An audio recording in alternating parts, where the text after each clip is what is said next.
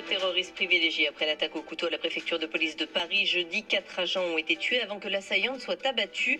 L'homme a acheté son arme, un couteau en céramique, le matin même de son passage à l'acte. Il a échangé des SMS avec sa femme qui lui a répondu « Seul Dieu te jugera ». Elle est toujours entendue par les enquêteurs.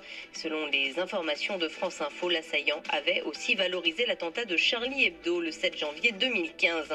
Un expert indépendant nommé par le tribunal administratif de Rouen 10 jours après la catastrophe de Lubrizol. Cet expert, c'était une demande de l'association Respire. Il va procéder à un constat des conséquences environnementales de l'incendie de l'usine chimique où plus de 5200 tonnes de substances ont brûlé. La société Lubrizol s'engage à participer aux réparations. Elle met en place un dispositif pour venir en aide aux agriculteurs dont les récoltes ont été touchées par des suies.